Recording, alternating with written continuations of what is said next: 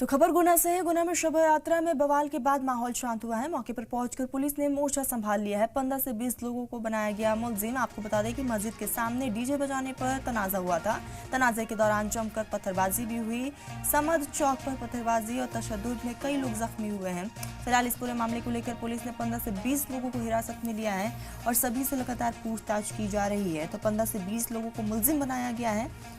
तो मस्जिद के सामने डीजे बजाने को लेकर तनाजा और उसके बाद से ही इस पूरे मामले को लेकर पुलिस की तरफ से तहकीकात की जा रही है। पत्थरबाजी और तशद्दुद में कई लोग जख्मी भी हुए। तो आपको बता दें कि मध्य प्रदेश के गुना का ये पूरा मामला है। गुना में शोभा यात्रा निकाली जा रही थी और इसी बीच जो है वहाँ पर माहौल खराब हो गया। हालांकि कहा यह जा रहा है कि मस्जिद से ये यात्रा गुजर रही थी और इसी बीच डीजे बजाने को लेकर बवाल हुआ और देखते देखते धीरे धीरे ये तनाज़ा बढ़ता चला गया।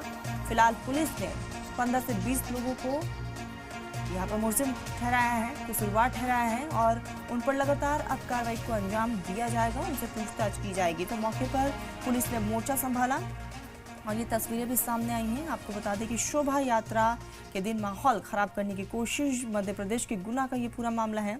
तो मस्जिद के सामने डीजे बजाने को लेकर बवाल और दो पक्ष जो है आमने सामने नजर आए और इस बीच ईंट पत्थर का इस्तेमाल किया गया, एक दूसरे पर वार किया गया, जिससे कई लोग गंभीर रूप से जख्मी हो गए हैं। हालांकि सीसीटीवी फुटेज के आधार पर पुलिस इस पूरे मामले को लेकर तफ्तीश कर रही है। तो समद चौक का ये पूरा मामला है जहां मौके पर पहुंची पुलिस ने फिलहाल मोर्चा संभाल लिया था, लेकिन अभी भी एहतियात के तौर पर वहां पर फोर्स की तैनाती जरूर की गई है।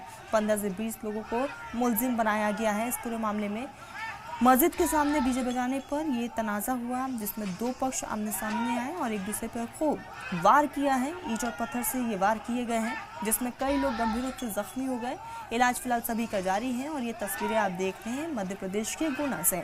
फिलहाल 15 से 20 लोगों को मुलजिम बना लिया गया है। अभी भी लगातार कार्रवाई जारी है और सीसीटीवी की बुनियाद पर आने वाले समय में पुलिस कई लोगों को गिरफ्तार भी कर सकती है। तो मस्जिद के सामने डीजे बजाने पर यह तनाज़ा हुआ।